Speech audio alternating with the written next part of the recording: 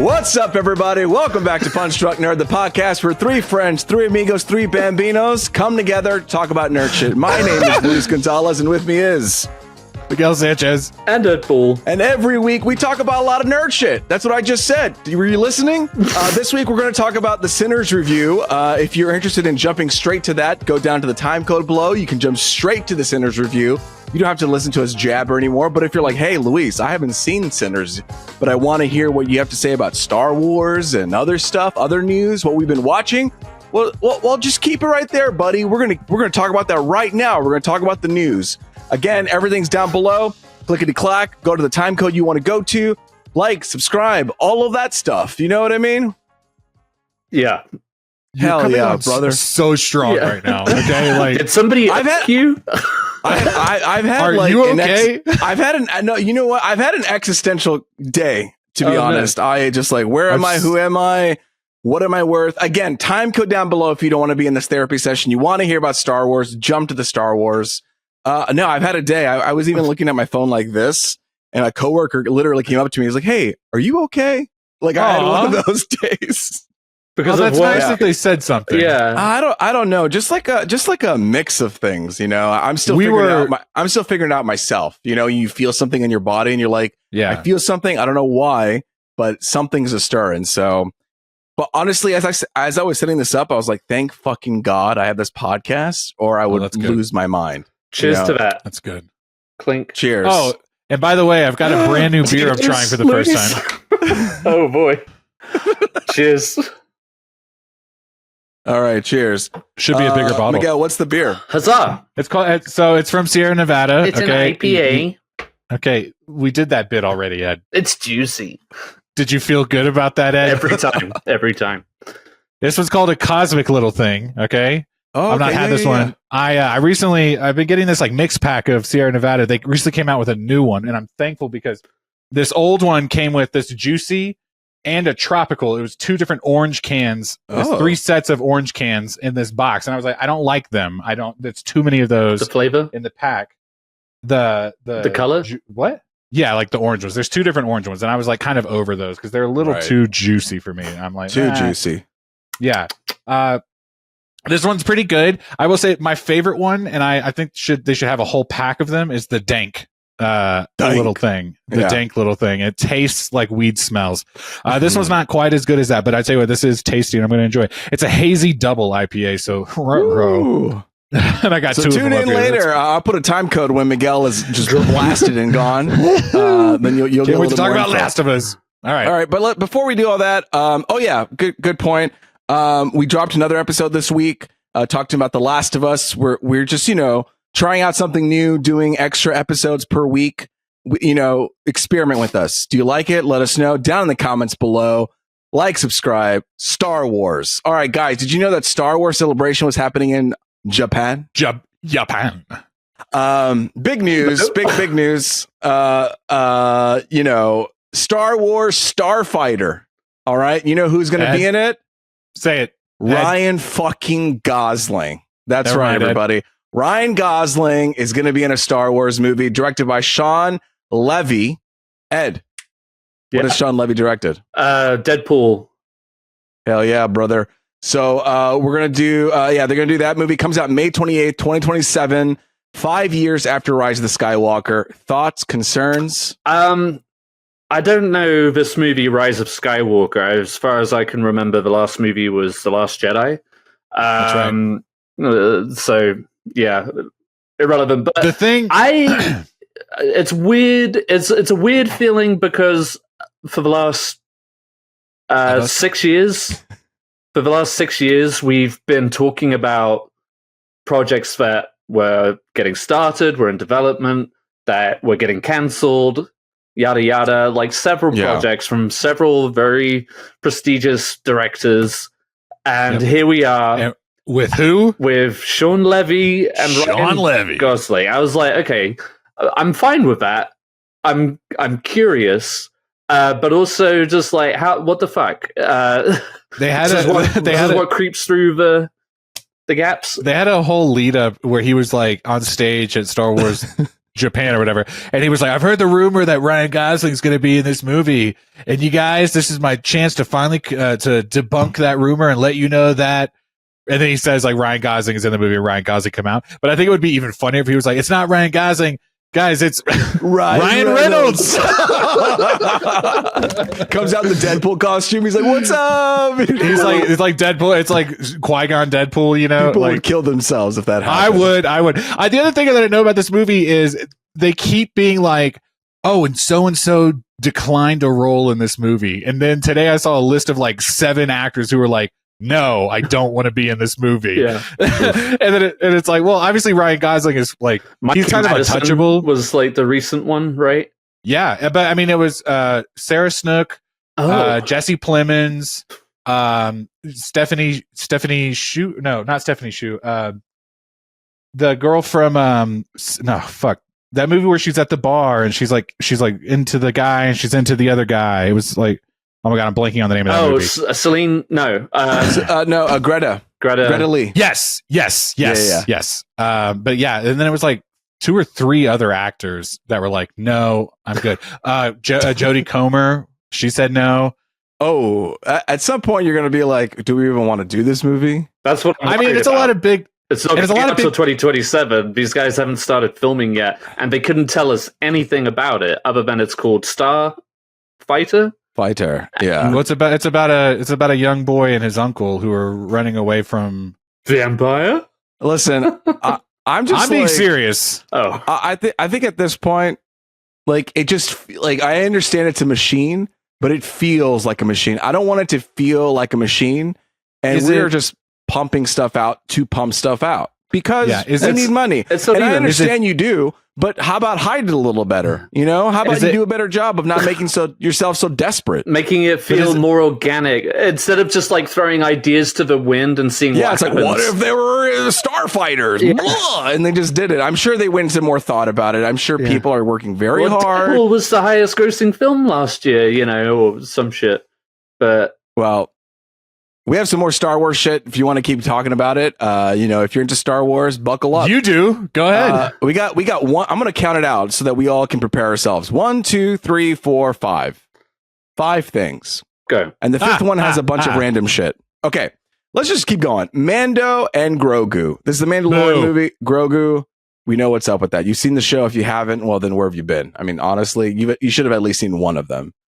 May 22nd, 2026. This is what we're going to talk about. Sigourney Weaver's in it, but also let's talk about our boy, the bear, cousin. He's going to be in it, and guess what?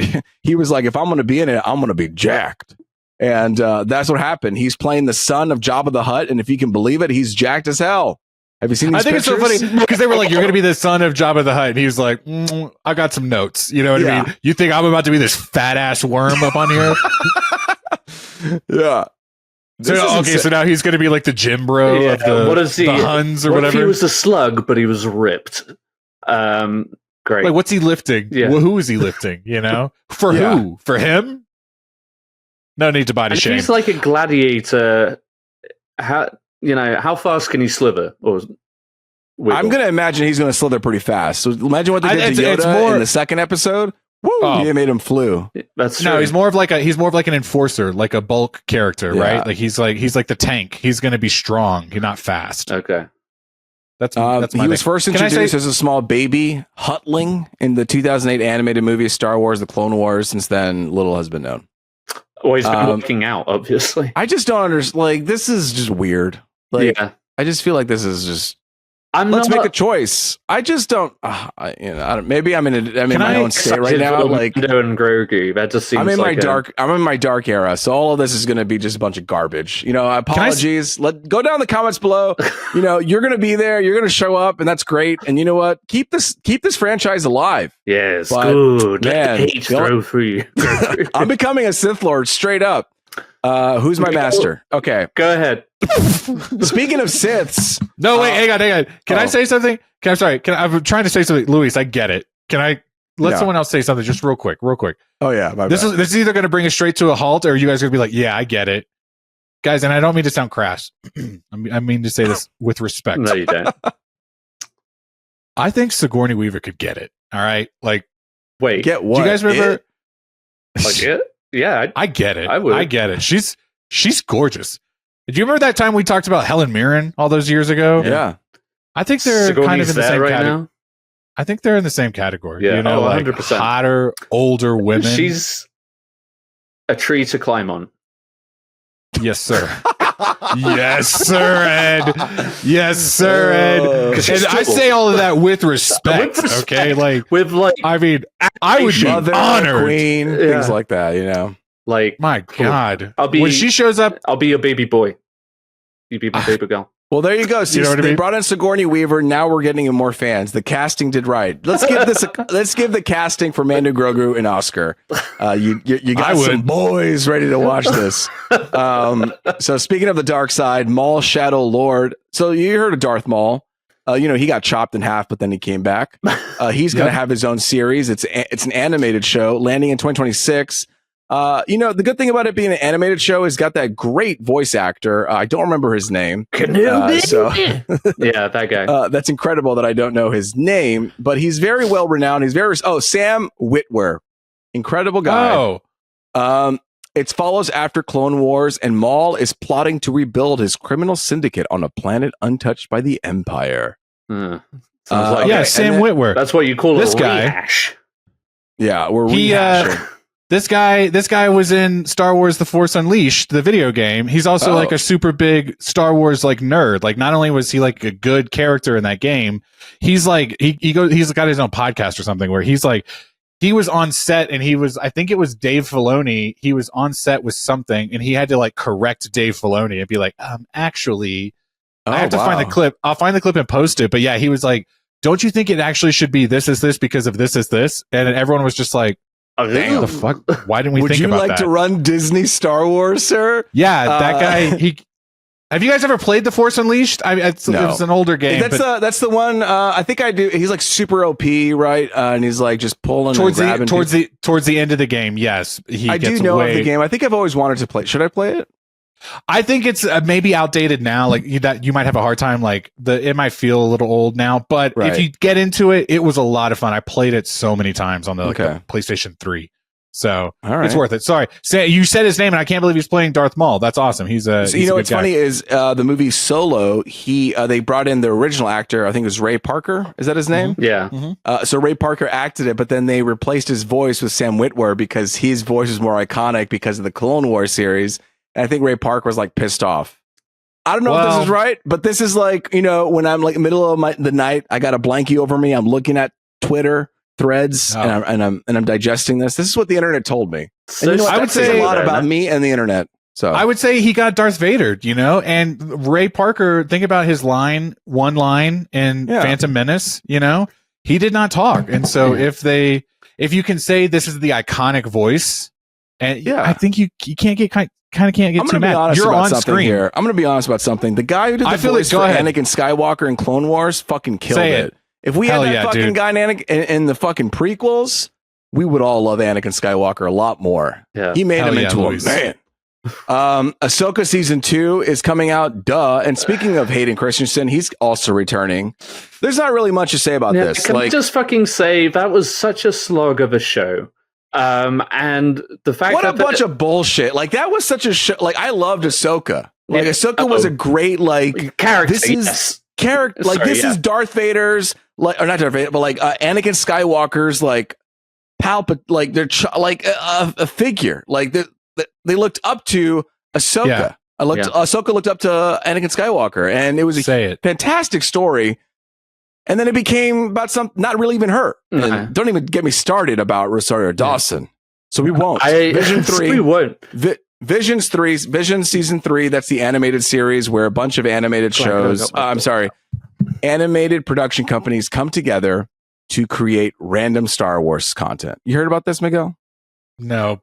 Miguel, we have talked about it so many times. So imagine if Pixar, Studio Ghibli, Illumination all came and they did their own version of Star Wars. That's what Visions is. It's so I get it. I saw that one episode of Bob's Burgers. Like I understand the concept of I'm not asking you to. And you don't need to.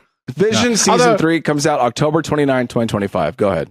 No, I was gonna say animation can be cool. I don't always gravitate towards it. I do understand it. I do respect people that really love animation. Yeah. But it's just like you're not gonna win me over into the Star Wars universe really with anything. You know, if it's gonna be anything, you guys know what it is. Video game. Yeah. You know. And the last you know one what? We got to make Andor into a video game and just put a shit ton of cutscenes. I am thinking. I'm watching it. I am thinking about Andor a little bit more just because the season 1 you guys loved it so much and season 2 it just came out. Yeah. So I'm kind of like, maybe I'll get into it, but I'll tell you this. Side note, I tried watching a little bit of Daredevil and I was like, I just don't think the TV medium, like superhero medium is for me. You know, like that's fine. You know what? Fuck it. I don't care anymore. But for me, I got locked in. So let's talk about Star Wars. Andor, awesome. I'm here for it. We're not going to review Andor because we're recording spoiler alert on a Tuesday. Going up on a Tuesday. So Andor actually came out today. We didn't have time to watch it. Ed was going to skip the podcast to go watch it. I would never. But then he would never. So we'll talk about Andor next week, maybe.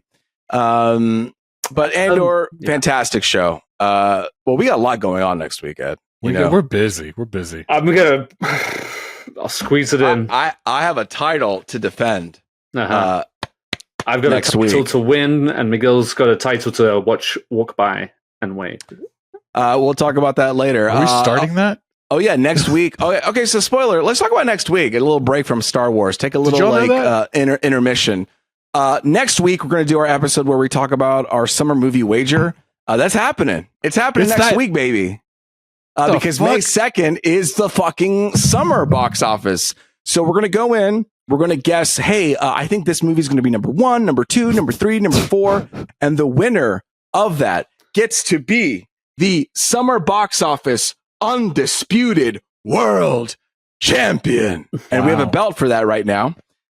So tune in next week. We're going to talk about just so you know, guesses. What's up? If you from now on, if you win the title, you also have to pay shipping and handling to get it to the next person. Okay, you know what? That's fair. I think that's fair. You have to send first because overnight. You didn't do the job of securing that win.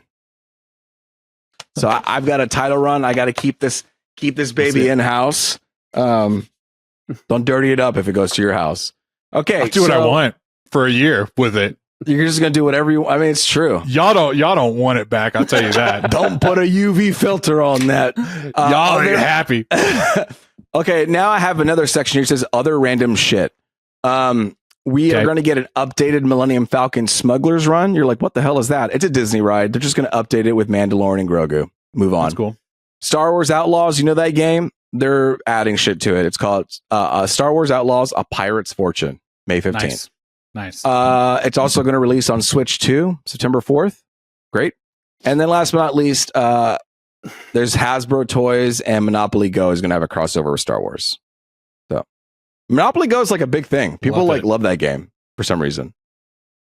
Cool. All right. And then to round it all out with the news, we're gonna do a little pinch of the Oscars here. This is saying, Ed, I love that you shared this with us.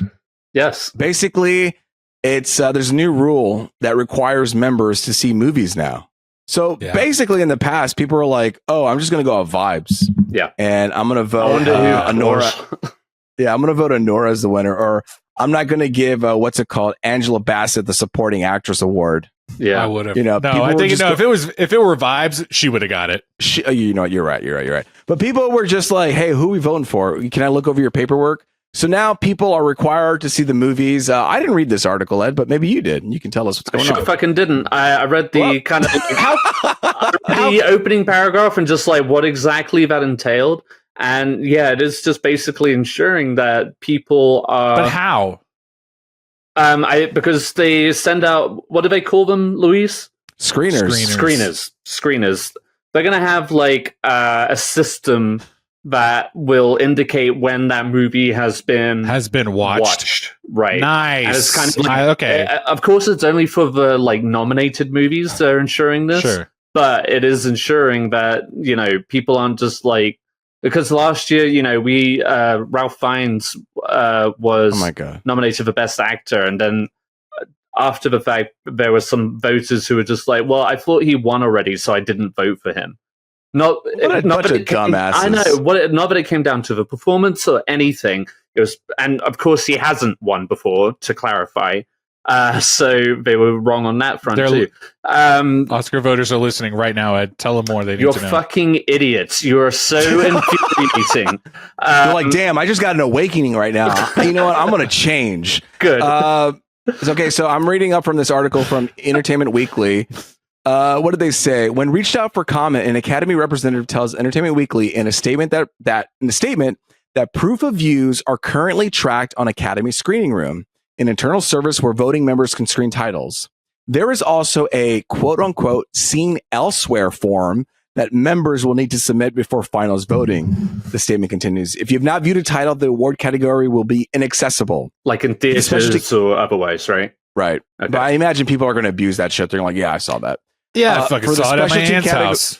How are you going to prove it? For the specialty categories, we will still require viewing in prelims and noms as usual. For this year, we will now require viewing in final votings for all categories, blah, blah. Many Academy members have long been open about not having seen multiple films heading to the final round of voting. Yep. Here's a quote from somebody. I'm bummed because I haven't seen The Substance or I'm Still Here Yet. The first Dune, I couldn't get through. I'm not rushing for another 3 hours of Dune. There's still time to reevaluate, but I really struggled, one director told us, while a casting director added, I haven't seen The Brutalist yet. I'm planning to see it, and from what little I saw already, it's similar to The Pianist. And Adrian Brody already got his Oscar for that, so maybe someone else deserves a chance. See, I'm just going to say, just like picking what you want to engage with, and just going, not vibes, you're just like assuming. Luis, put the belt down. Okay, we're not talking about that anymore. Okay, but also, I kind of get it though. Like, guys, this is the Oscars. If there was another awards, then you get it. But you can't do it for the fucking Oscars. If you're going to do that, don't partake. Do not partake. Why not? Because I want to see it at the table. Top of the top. Yeah. You're going to give me bad meat if I go to a fucking 5-star Michelin steakhouse? Hell yeah. No, I want the best. Let me ask you guys this. All right. Who has the fucking time? All right. Like some of these movies are too long. Some of this. Yeah. But am I getting paid to watch this movie? Am I getting paid to watch this movie? It's like, guys, excuse myself from what? I haven't honestly seen all the Best Picture nominations this year. I'm going to excuse myself from this nomination. I'm not going to vote. Okay? Yeah. Okay. Because that's not right. Okay. Let me ask you this. This is supposed to be, put some goddamn respect into the art of movies here. You know what I mean? It's a vocation. It's a calling. If you need to get paid, then get the hell out of here. You know what I mean? When you guys take Best Pictures down back to 5 pictures. Every 2 years. Let me ask you guys something. Okay. You guys look up all the races in your district, in your county? You read every one? No. You vote for every judge. You vote for every law. Dude, you vote for all the House representatives. And I copy their paperwork, and I'm like, hey, let's do this. Hey, there's a blue ticket over here. All right. I'm just saying. What do we rank higher? You know what I mean? If I don't have time to see the movie, I think I should be able to go off vibes. You know what, Miguel? The other day, we were talking about a fish sandwich from McDonald's. Yeah. And I didn't say, no, that's not for me. I don't want to try it. I went out and got a fucking sandwich and I brought it onto the show because I am committed. Okay. I had the fish sandwich. Yeah, I also tried it. I committed to that bit. He ate the whole sandwich. You ate a bite and then you were like, done. You got to eat the whole thing. Yeah, well, he had the luxury of heating it up in his oven first. I ate that shit in my car. All right, and I learned right away, this shit is not for me. All right. I don't want to rile you guys up. I just think that you're a little too impassioned. Okay, like it's just like a movie. This is the premium award. All right, we got a shit ton of award season. The number one award season. You got to show up. Like, yeah, you know, it's the same fucking. So every year, but hang on, but you guys aren't even voters. Every year you watch all of them. Yes. Oh, I try to. You know what? Endeavor I try to as well. And you know what? I'm not an Academy Award member, and I try to. What does that say about the Academy Award? Miguel, I'm not an Academy Award member, but if I was, I would. And look, what does it say to the Academy? But you make time. What does it say to the Academy that a lowly ass person who is barely making it week to week can watch movies? Okay. while their rich asses are over there saying, Exactly. I'm not going to watch it right now. I'm going to DoorDash and then not tip them. Yeah. Like, why don't you fucking tip the DoorDasher, you rich asshole? So that's the Oscars. They're requiring members to see the movies now. We're moving on. Now, if you've watched Sinners, get ready to lock in. Ed and Miguel are going to review that right now. I haven't seen it, sadly. I'm waiting to see it on the IMAX 70 millimeter at Universal Studios. What? The best of the best. But it's been sold out for weeks. So I haven't seen it, but Miguel, Ed, you saw it. So let's take it away to the review.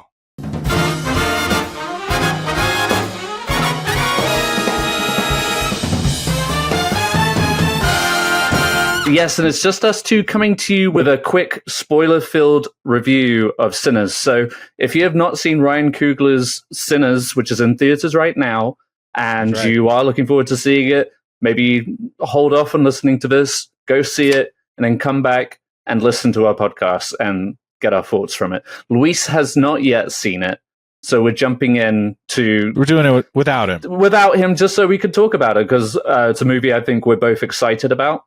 And we just want to knock one out real quick and get into it. So, Miguel, we saw this last weekend. It just opened this weekend. Yeah, we did. I got to see it on Thursday, opening eve, I guess, in the IMAX. But you saw it on a different format. I did. I saw it Saturday. A few days later, I saw it on Dolby. Yeah. Because where I am, we only have like the laser IMAX. And I was like, you know what? It's a lie. I don't like I'm not going to see it on IMAX. I'm definitely not going to get a chance to see it on the 70 millimeter. So I'm just going to go see it on the best alternative. Sure. Was the Dolby Theater. And man, what an experience. I know Luis really put us onto that all the way back when, but yeah, still this movie, it absolutely does. It wasn't like, oh, I'm not seeing it in IMAX, I'm missing out. Like, it was still a gorgeous experience. Yeah. No, I mean, just the film alone, I'm sure on any format would be great. I think it will just be a fun movie for people to play and experience new formats like the Dolby and like the IMAX. I don't think the Houston one is a true IMAX anymore. It's not doing 70 millimeter, that's for sure. But it was still a really fun experience. And as you know, at the end, I wish I had it. I should have grabbed it. But I got a little IMAX poster at the end of it for Sinners. So that was cool. Describe it to us. It's just like this beautiful, fiery red color with all the characters, especially Michael B. Jordan with his Tommy gun. You look it up online, you'll find it. It's a cool looking poster, or I'll post it on our Instagram. How about that? There you go. Love that. So yeah, let's get like quick thoughts real quick. We have been talking about this movie on occasion, like leading up to its release. We were pretty excited about it. I think, Miguel, you had it on your most anticipated. Right? Yeah, I want to say it was up there pretty high, Yeah. or at the very least it was top 5, because it was the one trailer sold me right away. Yeah, totally. Speaking of trailers, I did just rewatch the second official trailer. Yeah, and that thing's spoilery. So I tell you what, I was thinking about this when I was watching it earlier. Yeah, I think it's spoilery if you know the context. There are some moments that I guess like couple with big moments, but in general, like it's a lot of shots that you're like, whoa, I can't believe they're showing this. But it's like, well, contextually, you don't quite know what you're looking at. Yeah, I do agree. I think the biggest one is in reference to what happens with the other twin brother. Yeah, but you know what? I think like if they set up your expectation just enough that was going to happen. Yeah. It for me personally, it did not ruin the momentum at all. Like watching the movie. Sure. Well, before we get too far ahead of ourselves, real quick, the story of Sinners follows two twins trying to leave their troubled lives behind. Twin brothers return to their hometown to start again, only to discover that an even greater evil is waiting to welcome them back. So these twins are played by Michael B. Jordan and Michael B. Jordan. In the third or fourth twin dual role things going on this year. So far, we've had Mickey 17 and that Alto Night with Robert De Niro, where the lead actor is playing two characters. Man, Say it. This movie Say was a lot of fun. It was really good. This was such a good time in the theater. Yeah. But like, man, I feel like I don't think I was like. I was looking forward to this movie, but I was also a little like wary because the last couple of things have been from Ryan Coogler, like franchise films. You got like the Creed movies and of course Black Panther. And I was curious to see. To my shame, I haven't seen Fruitvale Station, but I was curious to see where he went next on a pretty mid-sized budget. And man, he didn't disappoint. He kind of is doing. This is kind of derivative, so it's whatever. But like the best thing I can compare it to is like From Dusk Till Dawn. Oh, If it was like imbued with all of this like musical culture, also like going back to 1930s, set in the 1930s South. So it was just surprisingly weird, but in a good way. And it was energetic. It was funny at all the right moments. It was scary at all the right moments, because essentially they don't really come out and say it, but this is also a bit of a vampire film. So I don't think that's a huge twist, because again, that's spoiled in the trailers, or it's at least implied. I'm sorry, are you doing a bit, or were you being genuine with that? That was such a well-timed delivery of that bit. If you were doing a bit, they don't really say that. They don't really come out and say this too much. But it is a vampire movie. It's a bit of a vampire movie. I don't know if you know this, but there's some fucking vampires. I say that, but the vampires don't really come in until like an hour or so into the movie. No, but it opens with the goddamn vampires. That's true. Well, they imply, I guess, but. Oh yeah, real heavy. The opening shot is the lead vampire like jumping into frame and like running up to that house. That's not the opening shot. Is that not? No. What does that happen? No, the opening is the kid getting back to his church. He's all cut up, and then he has like these little flashbacks of the vampire. Like, but it's just eyes. I might have walked in late. Now that I think about it, I might have walked in a little bit late. God damn it, Miguel. They also introduce like the spirits from the different cultures that music can awaken. Like powerful music can awaken in different cultures. Like they reference the Irish culture, European, Asian, and African, all of that, and then leading into, like I said, that opening with the kid arriving at his church with the broken guitar and stuff. You got me all fucked up. That happens at the end of the movie too, though, right? Don't they show it again? Back. Okay. I was like, wait a second. Now I know I saw that scene. Yeah. Okay. Actually, if you see it in different formats, they shift the movie around. That's what you didn't realize that you were. Mind fuck. Be like, what the fuck is happening in this movie? You're gonna have to remind me a lot of this movie. No worries. That sounds really bad. I was having a really good time, but by the end of it, I realized I maybe just had a little too much fun before the movie, and I stayed awake the entire time. I swear to God. And I got home and I was just like. What was cool about that movie again? Like, I had to I know I fucking loved it because there was moments where I was like, my jaw was on the floor. Yeah. Kind of like a roller coaster. You don't like it until hindsight, I guess. Yeah, maybe. I tell you what. Let's talk about the forefront. Michael B. Jordan. You know what I mean? This is I don't know about you, Ed. The twins thing. Sometimes it can be really kind of a hard sell. Oh, for sure. Like not maybe it's like, oh yeah, they're doing it, but then you're like, oh, okay, we get it. Yeah. Like, oh, he's playing two different people, and they have to be like polar opposites so that it's clear that they're. I thought this was maybe Michael B. Jordan's best role, like to date. I think don't get me wrong, I think he's a good actor. I know he's done a lot of really successful, popular things that people people love Michael B. Jordan. Yeah. But this was for me like one where I felt like I truly didn't. Like I got lost in his performance a lot more so than I have on other roles. Yeah, 100%. They're just watching how the two characters engage. It wasn't distracting, but just felt natural. Yeah. And This is gonna this is gonna sound like such a wanky thing to say, but the just like the picture of the texture of the film. There's a Louis moment for you. The texture of the film just makes it all feel so much more ingrained and realistic. Can I say you made me think about this? I was watching earlier a behind the scenes cut of oh look, this is us making the movie. Yeah, I cannot tell you.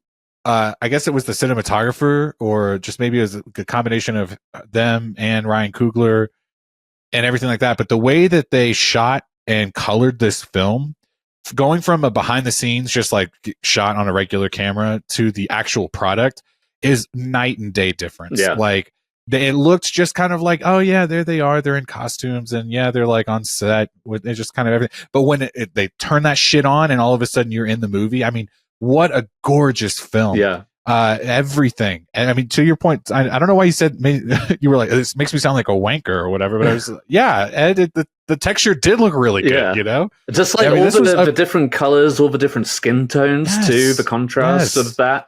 And then the day and night too. Someone pointed out that like what was great about this movie is that all the characters, all the actors could be seen in the light and in the dark. Yes. You know what I mean? Like, so we've gone through this era of cinematography, like in this kind of like bland digital, like streaming era where everything is just not really popping. And listening to this behind the scenes thing, Ryan Coogler is obviously like a film lover. Yeah. You know, he's like, this is his craft, and he's not doing it just to make some money. Yeah. You know what I mean? Or like throw people on a screen just for fun. Yeah. He thinks about every single thing that goes into it, which is kind of like earlier this week, they were like, oh, the Oscars are making everyone watch movies now if they're going to vote for the movies. And everyone was like, I can't believe they haven't done that before this, you know? And it's kind of like saying, of course, Ryan Coogler is a fucking director and a craftsman. And he like, of course he does, but it's just in this era of like movie making content, the way it is now. It's not always it's not always true. And I feel like this was really watching him kind of like unleashed a bit more, untethered from the Marvel structure, which like obviously he brought his own thing to Black Panther and Black Panther 2, of course, but with those limitations, of course. But yeah, that's why Black Panther was so big, was because he really explored the background and the culture of like Wakanda, but also like Black culture and stuff, and brought it, you know, he made it to like a living, breathing thing. Yeah, to a wider audience. And same with this movie. It was so just kind of entrancing, just watching like where it went. I want to talk about so these guys are trying to make a juke joint back in their hometown. They're from Chicago. They've kind of been playing around with gangs, and they've learned some stuff, kind of thing. They're trying to bring that energy down south, you know, and we're talking about the Jim Crow South, where, you know, segregation is still very much a thing, but also like the Klan and everything. And so it's a very dangerous endeavor, but also Black people are still very poor. So it's a struggle to try and make like real money out of a thing, especially with the locals. But when the party kicks off, when they get the juke joint set up, and that whole first hour of just that character development, it's just like, hey, I'm putting a team together kind of deal, but not as cliche as that. Just to like, just for my whatever explanation, you know, that whole hour in anyone else's hands, and maybe in any other movie, you would have lost me pretty early. Like I probably would have fell asleep pretty quick and be like, oh fuck, I slept through too much of this movie. Because if you think about it, they're not doing a whole lot. No, they're just driving literally back and forth, basically. But they were so interesting to look at, and to feel this world and engage with. It felt hot. It felt steamy. Not steamy, like, you know what I mean? It felt like the South. Dusty. And yeah. And I was just like, I bet it's humid as fuck. Oh, man. While also being somehow super dry. And wearing like all that thick wool, I'm sure. Dude. Like, oh, God. Yeah. And everyone like not breaking a sweat, you know? And but that slow burn of an hour really kind of makes it all that much more entertaining. Not entertaining, but just like gratifying and immersive. When you get to immersive. Like you really feel a part of that that world and those characters too. We get to meet, like, we're talking about Michael B. Jordan. I do want to talk about the other. Yeah, I need you to have all their cast names. Miles Caton, who is that the preacher boy? Yeah, preacher boy. Oh God, he was great. Man, so good. Breakout role, I think. This is like his first movie, right? And shout out, man. He was great. He has like a jaw-dropping voice. It's like every time he clicks on, you're just like, oh yeah, here we go. Yeah. And then you got Delroy Lindo showing up as I forget his name, the character, but he just brings kind of like that balance, that kind of comedy feel to it as well. You know, it's keeping it real. He's a tired old man. Yeah, tired old man. He doesn't have time. All these young for all the bullshit. You know, man. One of the biggest laughs was when the preacher boy is looking for the other brother, and he's like, the kid's like, have you seen Stax or whatever? He's like, oh, I think he may have gone back there. And so he looks back there, and he's fucking Hailee Steinfield. And then he comes back, he's like, oh, I guess he was busy, huh? Man, he was just so on point. He was just like a breath of fresh air. Not that it's like a very serious movie. It's got like a lot of bits to it too, but man, he was a lot of fun. But yeah, Miles Caton, I'm pretty sure I'm saying that right, but I might be wrong. I did want to mention Hailee Steinfeld too. I thought she was really good in this. Yeah, what's she doing with all these voice roles in Spider-Man? Hey, baby, get on that camera. Get on the screen, you know what I mean? Man. She's Oscar nominated for a reason. She was so good. Yeah. So good. And her turn was also really, I mean, fun. Just absolutely stellar. I'm going to ask you this, Miguel. What did you think of Jack O'Connell? Jack O'Connell, the bad guy? The Irish lead vampire? Southern vampire, yeah. Oh, he was having fun. And I got to tell you this, man, it really helped going back and watching the trailers with him too. Like, you could tell just like immediately he knows how to like play this character. Yeah. Like that, there's that shot where he comes up and he's like, I see y'all are having like a little party or whatever. Yeah. You know, I'm like, okay, he's having a good time. And also like that scene where he gets into the house before the movie really gets going. Yeah. He gets into the house and she like stumbles upon, and like her husband like gets up and she screams. The cut of the trailer is really good. Yeah. Where he's like, you know, oh, he's doing a lot better now. Then he like shushes her, and he's got these like long claws. Yeah. And the teeth too. I was like, yeah, no, this guy is very convincing. Yeah. What I love too is the play with the lighting in the eyes. It's like when the light goes away from the vampires, you see a glow of red. And have you seen Ryan Coogler? I was going to ask you. Yeah. Ryan Coogler. Everyone's seen it. I know, but I might as well say it. Ryan Coogler referenced Puss in Boots, The Last Wish, with that shit. Yeah, he did. I thought, man, like you said, he loves movies. Like, he is a true lover, and like in any format, any genre. And he wasn't like embarrassed or whatever to say that. You know what I mean? Some people might be like, yeah, fuck yeah. Hell yeah. Like some people might be like, oh, kind of bashful, like, oh yeah, this like kids animated movie inspired this gruesome vampire movie. But he was very earnest and like kind of just forward, like, yeah. And he was like, and look at you can see it. Yeah. And I was like, yeah, you really can. It fucking looks good, man. Yeah, it does. God, that's like, it was such a good looking film. Yeah. On top of it also being really fun. Really fun. You know? The music, too, on point. It really built up what was fun for the IMAX, especially. Was... Go ahead, rub it in my face. Well, you know how, like, in a lot of IMAX format films, especially when they're shot in true IMAX, there's that change in format. But I feel like Ryan Coogler was designing it for it to expand on the right. I mean, I know that's the point, is the bigger moments. No, he's like with the music and everything. It wasn't just like, oh, and here's the action scene and we're expanding. It felt like it was going into it, like you were stepping into that larger frame. And that should be commended, because one of the things he said was The Dark Knight was like one of the first movies that really spoke to him on like an IMAX level. Mm-hmm. And he really appreciated what Christopher Nolan did. But I can remember those moments, and I want to say it was The Dark Knight. It might have been Dark Knight Rises, or maybe it was both, where the IMAX ratio, when it changed, it was jarring. Yeah. You know, and then you'd get into it, and then all of a sudden it would cut back down. But you know? yeah, because it would be back and forth, right? Yeah. So for Ryan Coogler to then also be inspired by that and then also go, how can I take that a step further and like incorporate it into the film? Well, of course, like especially it's so thoughtful. Yeah, especially I mean, even from The Dark Knight Rises, IMAX technology has taken real steps forward. So it's a little easier to film on like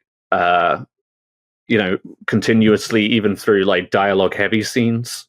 Whereas it used to be like a no can do kind of thing because it was so loud. Right, exactly. Yeah. So that's why it would jump from those like, oh, big action, and dialogue. Yeah. That makes sense. But now I feel like Ryan Coogler, it was just like watching a symphony just go together. That's so awesome. You know? And now I feel jealous. I wish I would have. Hey, it's out for 1 week. You could still go see it anytime. I'll go see it on the IMAX, the laser IMAX, and see if I get the same feeling. I'm sure you could. It would be a cool experience regardless, I bet. But yeah, no, that was a cool little touch, at least. I do want to also say is I wanted to see this again in theaters immediately. Yeah. And Kristen, she's going out of town this week. And so I was like, kind of like, sometimes I can play the game of, well, if you're going out of town, maybe I can have like a couple extra days to like go do my fun thing before you leave. And so I was like, how about I go see Sinners one more time? And she was like, we have so much to do before I leave. Like, no, I need you to stay home and help out. I'm like, oh yeah, you're right. You're right. But I really, really wanted to. And that doesn't happen very often where the movie, to me, the ultimate tell of a movie being good from my personal experience is if I want to see it again right away. You know? If I see the movie and I go, fuck, I'll see it again. Sure, I'll see it again, but I'll see it again down the road. Yeah. It's like, yeah, it might have been good, might have been bad. Immediate hunger to watch it again. But I was ready, dude. Yeah. I was like, I could have gone and seen it the very next morning if I could have. 100%.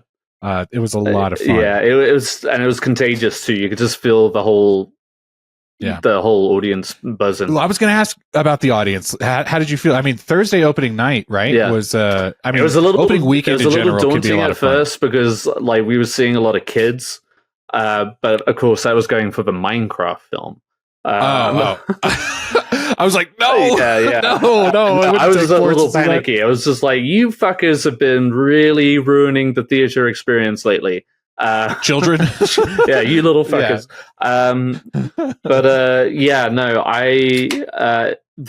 We had a good audience. It was full, like pretty much 100%. That's awesome. But no, it was a good audience. I went with our friend Sean Carter. Yeah. And that was like a last minute invite. I was just like, hey man, I've got an extra ticket. Do you want to see this film? And he didn't really know much about it. And he was just like, actually, I really like Ryan Coogler, so yeah, why not? And so he didn't really know what it was. No, not really. I mean, he did know it was like a bit of a vampire film. Well, that's okay. But no, he loved it. He said it was really, really good. So I think everybody who has seen it.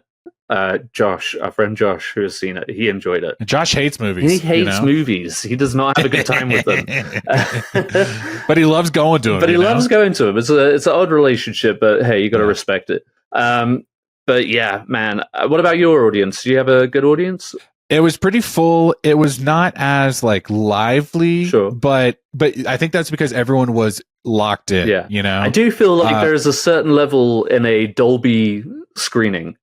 And granted, I've only been to 2. You know what I mean? I don't like just like it's the sound. Well, people are like throwing down that money to go see that film, kind of thing. It's not. Dolby tickets can be kind of pricey. Yeah, it feels more exclusive. I remember it not being like a massive auditorium per se. It's one of the bigger ones they have, but it's not the biggest. Okay. Yeah. So yeah, well, good. I mean, I'm glad it was a good one. It wasn't rowdy or anything. Oh man, can I tell you? No, I'll tell you off the podcast. Never mind. No, what? No, I don't want to say it to get in trouble. But I found a good seat in the theater, and I think I texted trouble with that. I would move if I was asked to move. Okay, I swear I would. You would in an instant. I would not. I would absolutely move. Is that what you were going to talk about? Your seat? Yeah, it was my seat.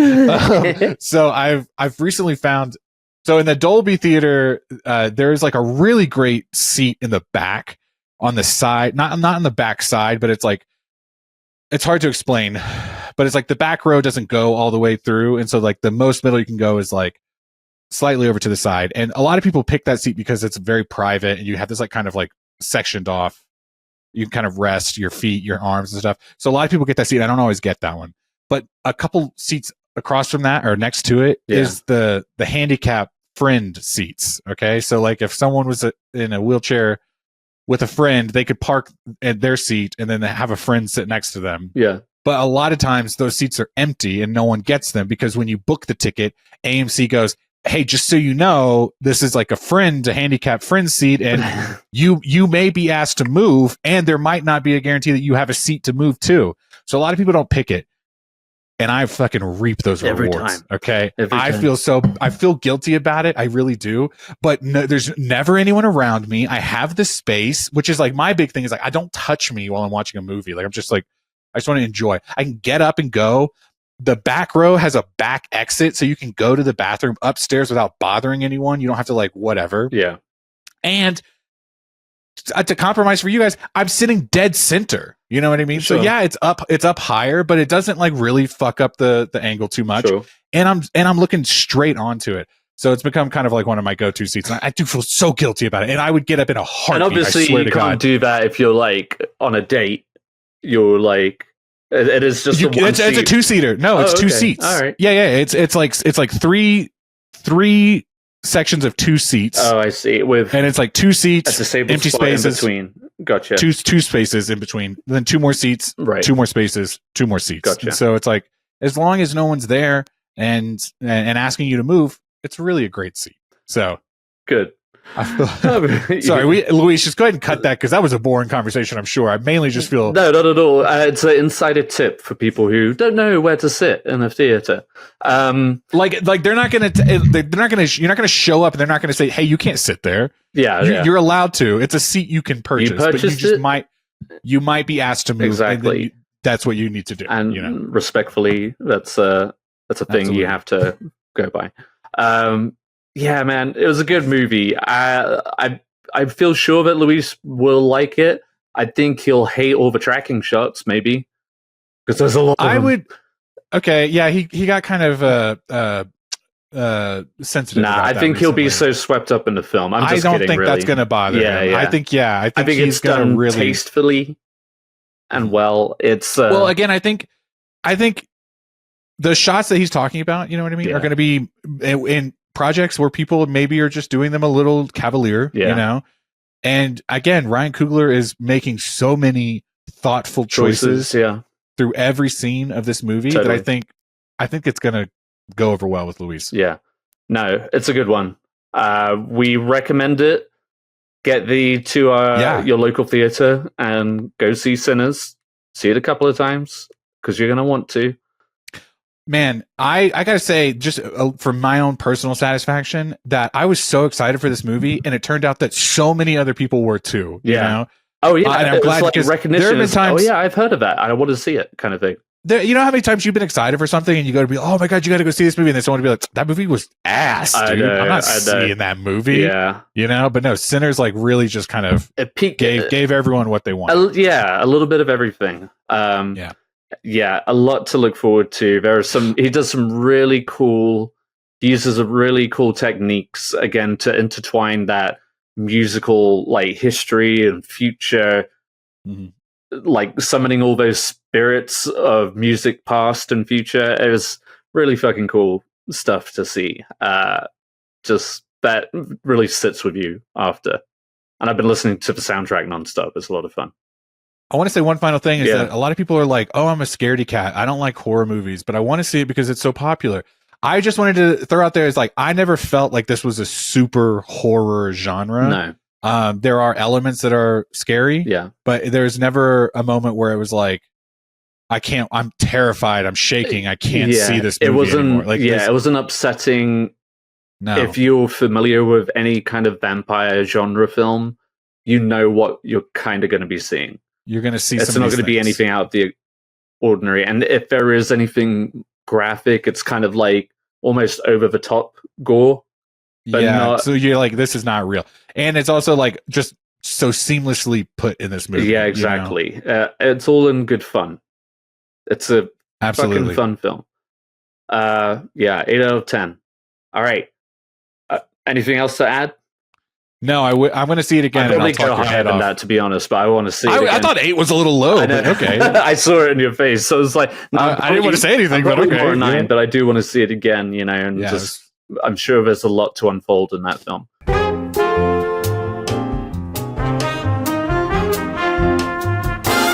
Now we're going to do what we're into here. We're going to do this real quick.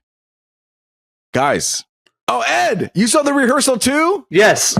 Yeah, I did. Fuck yeah, Ed. Okay.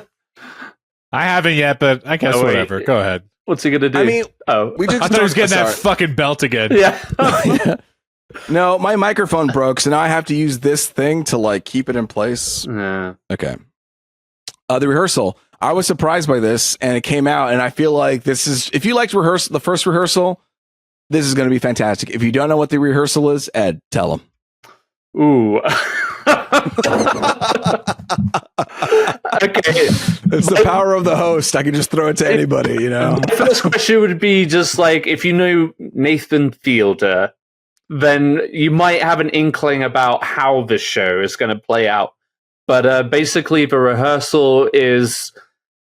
I mean, at least in the first season, it was setting up a guy to, I guess, confront somebody socially who was afraid of losing that friendship. And then he kind of went down a rabbit hole of rehearsals to prepare for that moment, but then a rehearsal for that rehearsal, etc., and so on. It was just weird, funny, awkward shit. It's awkward comedy and cringe comedy at its highest level.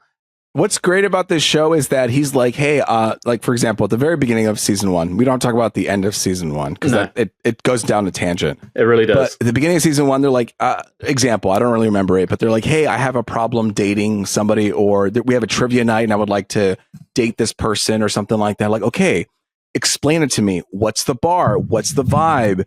Who are the people like? And what he then does is he builds out a fucking set to the exact replica of what that bar looks like. He gets the music, he gets the food. I mean, he goes so deep into the rabbit hole. It feels like you are stepping into that moment again. Yeah. So it's like he hires actors to play certain parts. He tells these actors to follow real people to then track their action. Yeah. He calls it it's Nathan Fielder, and he calls it the Fielder method. And basically, it's just actors stalking people and then getting their mannerisms and knowing what to do in real life. So in this season, he starts obsessing about the aviation system, and he starts realizing that all the airplane crashes that are happening is stemmed to the fact that the co-pilot never said anything to the pilot. And he pulls these transcripts from a black box from the plane. And he's like, every time there was a crash, the head pilot was dicking around and the co-pilot didn't say anything. Yeah. And so I want to know what the dynamic... right to do that, to take over, but because of the dynamic of you've got the captain and then the co-pilot, they're usually too afraid to do that. And so Nathan Fielder is putting that as just like, but the one problem is that HBO wants me to make a show. An entertaining show. So he's kind of putting the Fielder method, applying that to where he can use that theory to help aviation safety in convincing pilots to make that emotional connection with the captains in order to be able to take command of a dangerous situation if they needed to, or to, disregard certain orders from the captain if they didn't agree with it. And so he follows a person and is like, he found him online. He's like, can I follow you in your normal life? In his bedroom, getting ready in a hotel. And it's in Houston. It happens in a Houston airport. Yeah. And so he's literally following him in his laptop, and he has this like rig where he can hold his laptop on his chest. And he basically follows him. He like follows him in his personal relationship. And he goes so down into a rabbit hole that he builds out an airport. And he's like, I can't actually enter into the airport, to the pilot break room. So I built one from a sketch that our co-pilot designed for me. And he designs the Houston airport wing. He puts a Panda Express. He puts everything just to understand and break down what is going on in this co-pilot's mind. And he starts, getting some actual information from people. And it seems like this whole season is going to kind of follow this theme, which I love. I think the problem with season 1 was interesting, but it went on a tangent and it didn't follow through on the promise of the premise. Yeah. And here I hope he sticks to the promise of the premise, but it's instead of it doing like every week something different, it's going to follow through. Hopefully, I looked at IMDb, I looked at IMDb and it seemed that the episodes are themed like aviation stuff. Yeah. But if you're a fan of weird, awkward documentary style comedy, this guy, he's actually trying to discover things and he goes down a rabbit hole. Yeah. Trying to recreate stuff. It's very funny. It's very good. One thing Nathan Fielder likes to do is kind of like cling on to. He's always faced with his own like self problem, like his own issues. Like he sees it as a reflection of himself. Like this couple's issues with communication and just like talking about like who this girl is talking to at work. She works at Starbucks. It's a co-pilot, so he's following the co-pilot, and he's sorry, just to set it up. Yeah, he's following the co-pilot, and he's like having a conversation with his girlfriend who is long distance. Yeah, and so Nathan Fielder is like questioning him about the relationship. Like, hey, why aren't you? But he's what's going on with obsessively to a point where it's just like, but you think she'll be like hanging out with the guests and talking to the guests or the customers? The customers, yeah. Like, I know Nathan Fielder from, like, Nathan For You and stuff like that. He clings on to the possibility of love in his life. And I feel like that's going to maybe come to a head later in this season with this whole, like, Starbucks girl setup. I don't know. It's very good. Yeah. Just by the end of it, I was just like, oh, God, here it is. Like, this is it. The last scene is so uncomfortable. But you know what? This is the type of stuff I would do. I would go to the extreme. I'm like, no, we need to have like the right Panda Express logo here, and he needs to act like the Panda Express person. Like that is like my energy. Yeah. So I appreciate someone who fully commits to that angle. But it's brilliant. It's brilliant in the grand sense of just like because the pilot. And what they find is like pilots are very like unsociable. They just kind of want their space, and they want to like whenever they're waiting in the lounge, they don't talk to each other. They don't engage. It's like a very hermetic, lonely life. Yeah, they don't get to know each other because essentially they have a new co-pilot every flight. They never really have the same co-pilot ever. Oh my God. There's so much I don't want to spoil too, but that's exactly the premise of it. And what's funny Fielder's back is what you need to know. He's back. And he even uses this quote unquote rehearsal method for himself. Like he wanted to call United Airlines or something. So then he hired an actor to be a United Airlines HR person. Yeah. And you go to their office and it's anyway, just watch it. Just like I can't even explain. You got to watch it. So The Rehearsal, season 2, episode 1, it's out now. Ed, you also watched Captain America: Brave New World. I did. I don't know what possessed me. I'll be honest. There are so many better movies out there, but I'm actually more excited to watch. But it just. I was like, you're curious. Well, we're building up to the summer. We've got Fantastic Four coming out. We've got Thunderbolts. Maybe it's time to hop onto that son of a bitch. Time to hop onto that, Marvel wagon. And I think I've made a decision that I'm just going to stick to the cinematic universe. I don't want to. The TV shows have exhausted me. So anyway, I wanted to watch it, check it off the list, and you know what? It was a serviceable film, but it was just very ho-hum. By the numbers. Ed, you were saying... Yeah, by the numbers. In our text chat today, you were saying something about how like Captain America shouldn't be black. You were going, no, erase, mark, clip, delete. I reject you. No, that's not what I said at all. I've been following the Sam Wilson. We watched the Falcon and Winter Soldier, right? All of us. You kept saying Black Falcon when we were watching it. You son of a bitch. Anyway, I enjoyed that show. It was fine. But again, just nothing special. And then this, obviously, the big seller was Red Hulk, I guess. I don't know. But all the action scenes were a little lackluster. The dialogue was especially terrible, I feel like, in a lot of scenes. Especially terrible. I love that. Just did you think it really standard. Did you think it came down to the fact that there were so many reshoots? 100%. I feel like you pronounce it Giancarlo Esposito. I've always said Juan Carlo, and I know that's wrong, but Giancarlo Esposito, I feel like his character was hacked to death. Remember when he was like, but also, you guys can't wait to see the character that I'm playing. It's like, what a bunch of garbage that was. I'm never going to believe you. He even came back, later in the film. It's just. But he also only showed up in the reshoots. They had already filmed that entire movie, and then they were like, no, did you know they had a fucking WWE wrestler playing one of the characters, and then they ended up cutting his ass. They had another character, Rosario something. She was in that movie. It doesn't matter. It doesn't matter. That's the thing. She was also cut out. It was like the McDonald's had her toy figure, and they were like, "No, she's out of the movie." That's how crazy this whole thing was. Yeah. Say one nice thing, Ed. Ed, say one nice thing. I'm glad we went back to Celestial Island. Okay. Now say one nice thing about the movie. That wasn't it.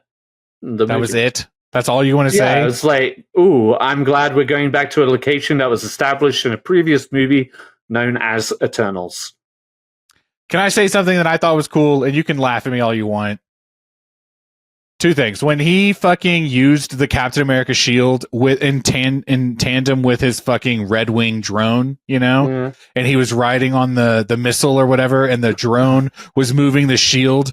Because think about the entire entirety of Captain America movies when he would throw the shield and it would bounce off of 17 million things, and you'd be like, they even have a line where he's like, that doesn't obey the laws of physics at all. You know what I mean? Spider-Man says that, yeah. Yeah, and then now in this movie, he's like, well, Sam Wilson doesn't have the fucking serum. And he's got to use what he's got, He's got a little I can't believe I'm the one, because I think the wings look stupid. I hate the wings. I think the wings look stupid too. There you go. I agree with you.